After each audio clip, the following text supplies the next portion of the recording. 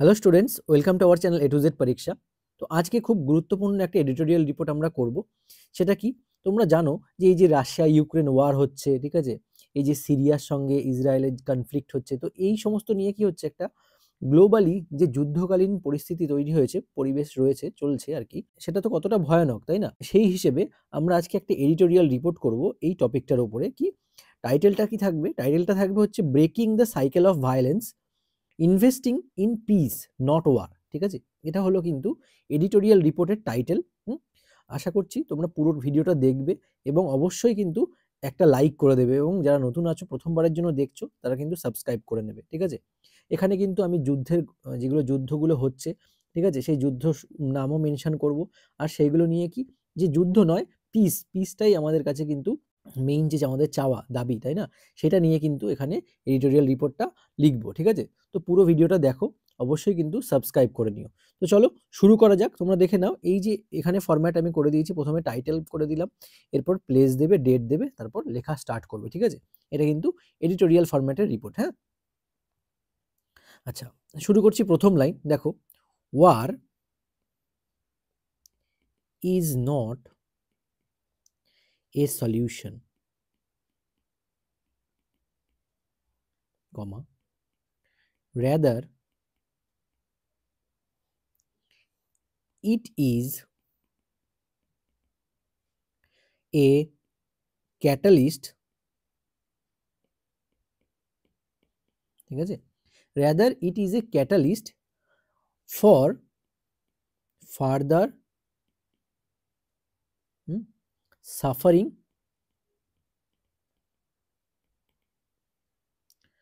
হ্যাঁ, and instability, stability. ঠিক আছে, অর্থাৎ কি দেখো, বলা হয়েছে war is not a solution, rather it is a catalyst for further suffering and instability. Instability মানে অস্থিরতা, ঠিক আছে, সাফারিং মানে তো জানো দুর্ভোগ, তাই না? তাহলে যুদ্ধ কোনো সমাধান নয়, বরং এটি আরো বেশি দুর্ভোগ ও অস্থিরতার একটা ক্যাটালিস্ট, মানে উদ্দীপক। মনে থাকবে, এটা হচ্ছে এই লাইনের মিনিং। আচ্ছা, এর পরবর্তী লাইন দেখো, in the current global landscape, global landscape, ঠিক আছে, comma, conflicts in regions such as Ukraine and the Middle East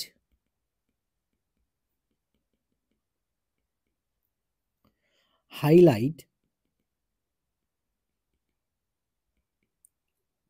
কি হাইলাইট করছে, দ্য ডিভাস্টেটিং,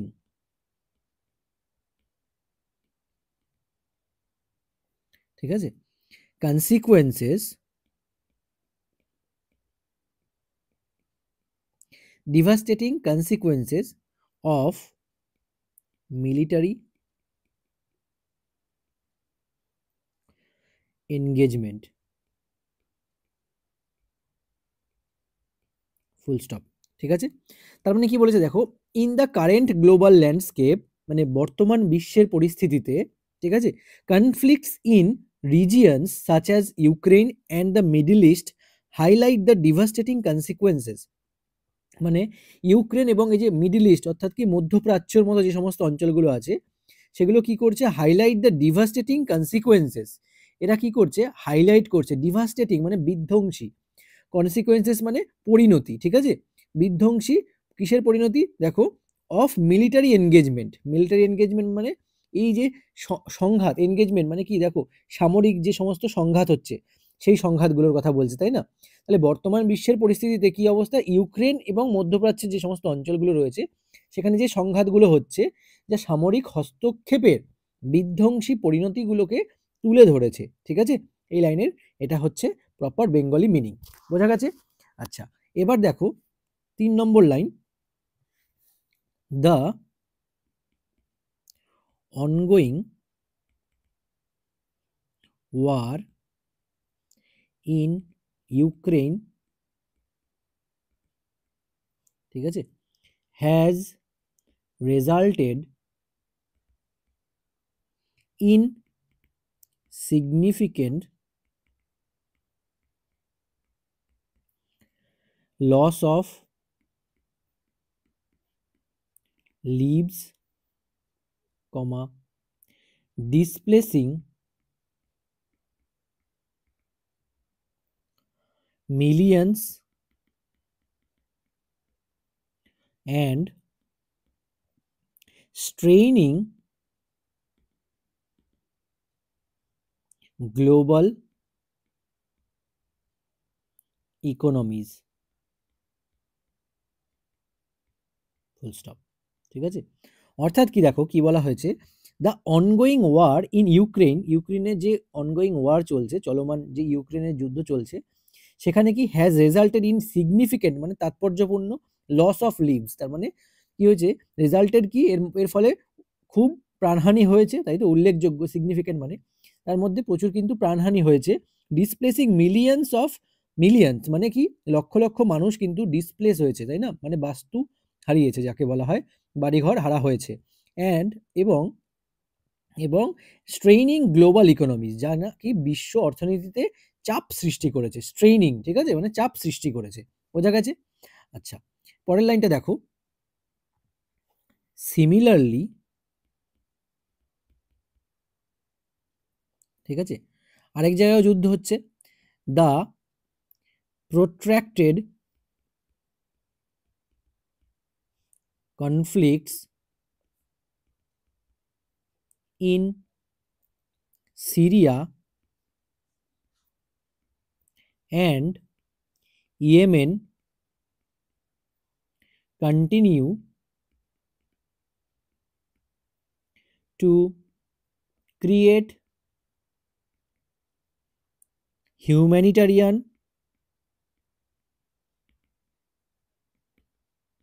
ঠিক আছে crisis with civilian and civilian population, ঠিক আছে, পপুলেশনস, সিভিলিয়ান পপুলেশনস, হ্যাঁ, with civilian populations bearing the brunt of, দেখো এইটা কিন্তু ফ্রেশটা তোমাদের কিন্তু আগের আমি রিপোর্টেও কিন্তু এটা ইউজ করেছি, বিয়ার দ্য ব্রান্ট অফ, ঠিক আছে, violence and instability, full stop. এবার দেখো মানেটা বলছি, বলছে কি এই যে সিমিলারলি একই সাথে এই যে রাশিয়া ইউক্রেনেরটা কথা হলো, রাশিয়া ইউক্রেন মানে যেটা মিডল ইস্টের সঙ্গে এর আগের লাইনে আমি লিখলাম, এর পরের লাইনটা দেখো, সিমিলারলি সেম ভাবে the protracted conflicts in Syria and Yemen continue to create humanitarian crisis, ঠিক আছে, মানে একইভাবে সিরিয়া ও ইয়েমেনের দীর্ঘস্থায়ী যে সংঘাতগুলো সেগুলো কি করছে, হিউম্যানিটারিয়ান ক্রাইসিস করছে, মানে মানবিক সংকট তৈরি করে চলেছে, with civilian populations bearing the brunt of violence and instability, এই যে বেসামরিক যে জনগণ, তাই না, তারা কি করছে, হিংসা ও অস্থিরতার প্রধান ভুক্তভোগী হচ্ছে, তাই না, এই যে bear the brunt of violence, প্রধান ভুক্তভোগী হচ্ছে তারা, বোঝা গেছে। এটা গেল আমাদের প্রথম প্যারাগ্রাফ, ঠিক আছে, এবার আমরা করব সেকেন্ড প্যারাগ্রাফ, হ্যাঁ। আচ্ছা দেখো, ইনস্টেড অফ, ঠিক আছে, fostering piece,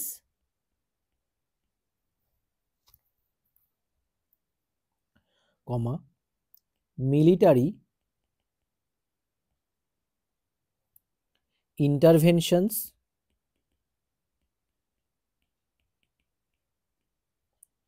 frequently lead to power vacuums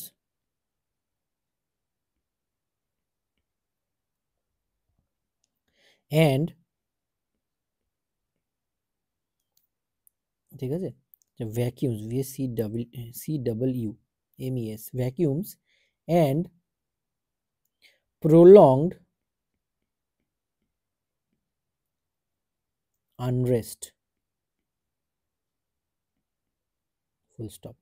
অর্থাৎ কি দেখো, ইনস্টেড অফ ফস্টারিং পিস, মানে শান্তি যে ফস্টার করা মানে তো জানো প্রতিষ্ঠা করা কোনো কিছু, এখানে শান্তি প্রতিষ্ঠার পরিবর্তে, ইনস্টেড অফ মানে পরিবর্তে, হ্যাঁ, কি পরিবর্তে, শান্তি প্রতিষ্ঠা করার পরিবর্তে মিলিটারি ইন্টারভেনশনস ফ্রিকোয়েন্টলি, মানে মাঝে মাঝেই যে মিলিটারি ইন্টারভেনশন হচ্ছে, লিড টু পাওয়ার ভ্যাকিউমস, মানে এর ফলে কি হচ্ছে, পাওয়ার ভ্যাকিউমস মানে, ভ্যাকিউম মানে তো জানো শূন্য, শূন্য জায়গা, তাই তো, পাওয়ার ভ্যাকিউমস বলতে শূন্যতা, ক্ষমতার শূন্যতা দেখা দিচ্ছে, এবং কি হচ্ছে, অ্যান্ড প্রোলংড মানে দীর্ঘস্থায়ী, আনরেস্ট, আনরেস্ট মানে অশান্তি বা অস্থিরতা, যেটা কিনা চলছে, তাই তো, এগুলো ঘটছে। আচ্ছা, পরের লাইনটা দেখো, the rise of extremism, ঠিক আছে, in conflict zones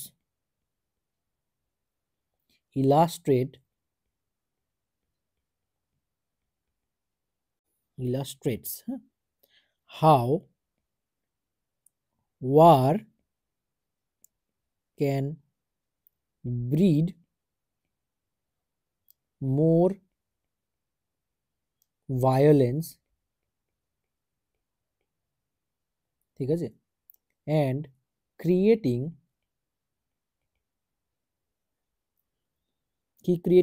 cycles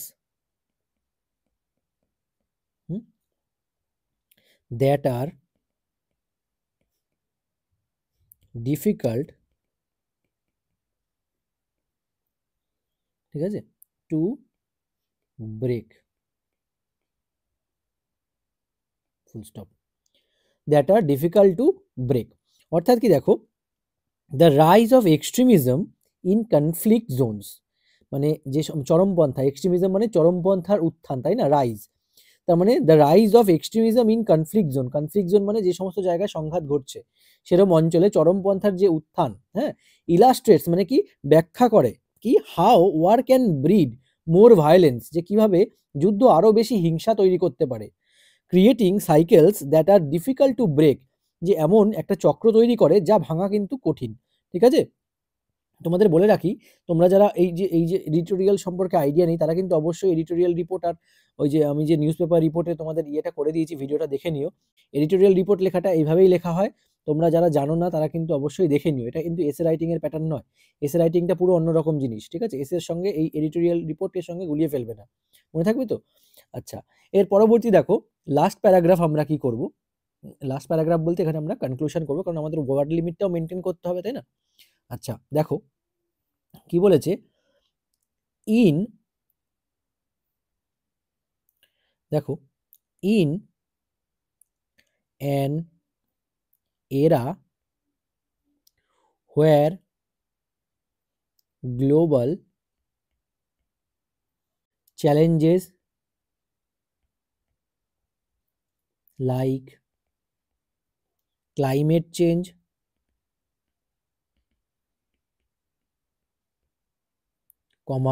pandemics,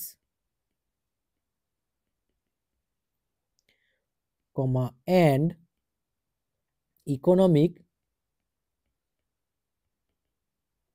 inequality, pandemics and economic inequality কি করে, require collaborative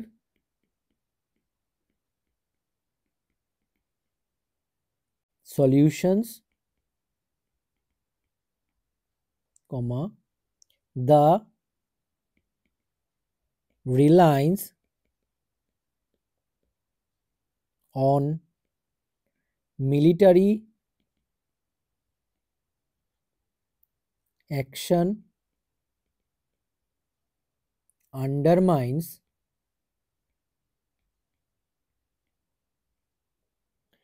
ডিপ্লোম্যাটিক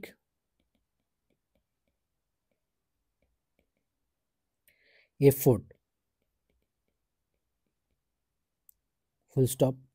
অর্থাৎ কি দেখো, বলা হয়েছে in an era where global challenges like climate change, pandemics and economic inequality, মানে ইন অ্যান এরা মানে কি যুগ, ঠিক আছে, মানে এমন এক যুগে যেখানে কি গ্লোবাল চ্যালেঞ্জেস, হ্যাঁ, গ্লোবাল চ্যালেঞ্জেস মানে যেমন গ্লোবাল চ্যালেঞ্জেসগুলো কি কি, লাইক ক্লাইমেট চেঞ্জ, জলবায়ু পরিবর্তন হচ্ছে, প্যান্ডেমিক হচ্ছে জানোই, মহামারী দেখা দিচ্ছে, অ্যান্ড ইকোনমিক ইনইকুয়ালিটি এবং অর্থনৈতিক যে বৈষম্য রয়েছে সেগুলো রিকোয়ার কোলাবোরেটিভ সলিউশনস, তার জন্য কি দরকার, কোলাবোরেটিভ সলিউশনসের দরকার, তাই না, এগুলোকে ঠিক করতে, এই চ্যালেঞ্জগুলির মোকাবিলা করার জন্য।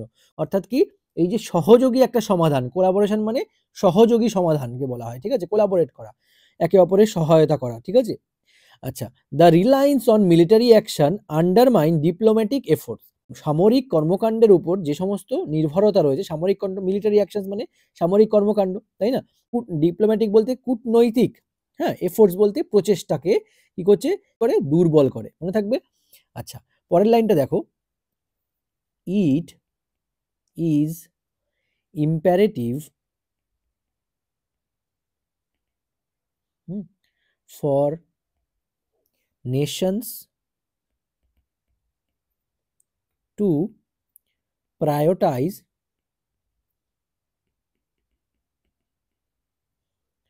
dialogue, negotiations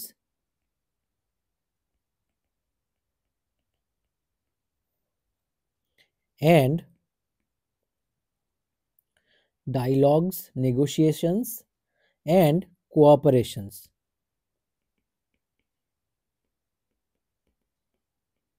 ঠিক আছে, full stop.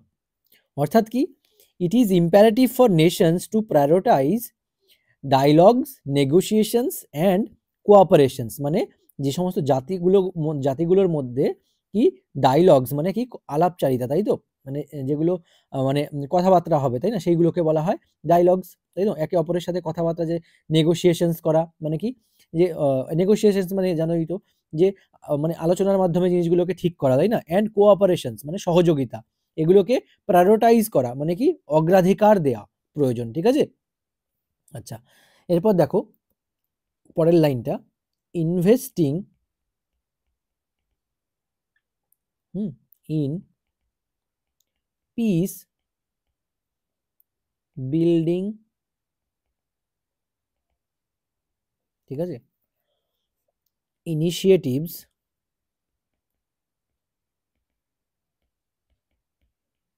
peace building initiatives and addressing root causes of conflicts is essential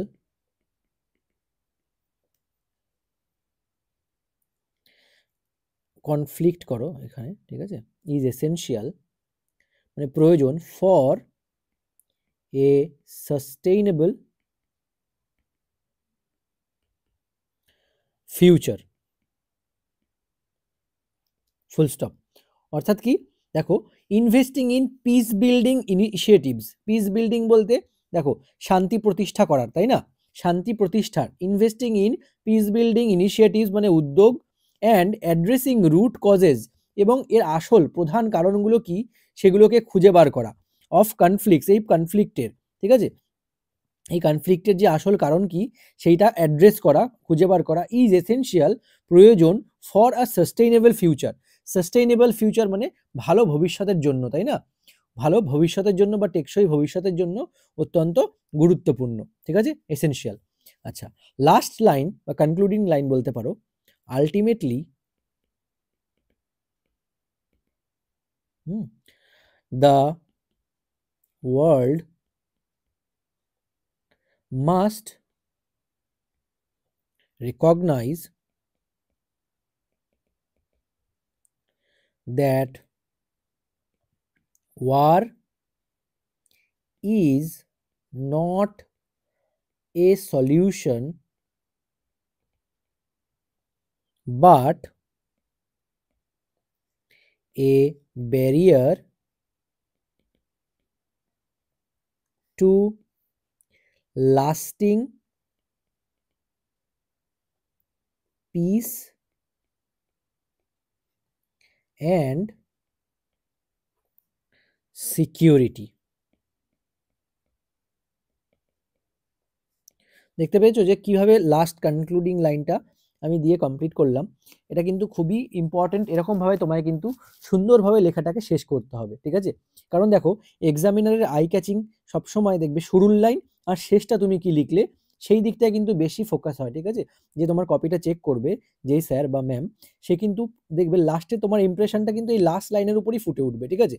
তো লাস্ট লাইনটা দেখো, ultimately the world must recognize that, মানে পরিশেষে কি বলা যায় যে বিশ্বকে স্বীকার করতে হবে কি, যে war is not a solution, war কি কোনো সলিউশন নয়, তাই না? কোনো সমাধান নয়, বরং বাট এ ব্যারিয়ার মানে বাধা, টু লাস্টিং পিস, পিস মানে যে শান্তি স্থায়িত্বের পথে বাধা, এবং সিকিউরিটি নিরাপত্তার পথে বাধা, এই ওয়ার, ঠিক আছে?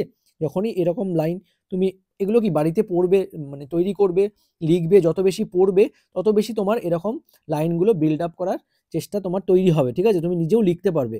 10-15টা রিপোর্ট এরকম করে পড়তে থাকো, আমি যে রিপোর্টগুলো করে দিয়েছি, ঠিক আছে? এডিটোরিয়াল রিপোর্ট যে 60টা প্রায় 80টা মতো করা হবে, ওখানে আরও অ্যাড করা হবে, ঠিক আছে? অলরেডি 60টা মতো তোমাদের দিয়ে দেওয়া হয়েছে, মানে পিডিএফে আরও আরও অ্যাড করা হচ্ছে, ঠিক আছে? আমি 80টা হলে তোমাদের আবার আবার নোটিফাই করে দেবো টেলিগ্রামে।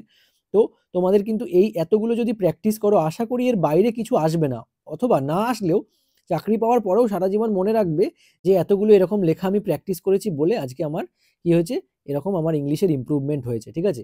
আশা করছি ভিডিওটা তোমাদের কাছে ভালো লেগেছে।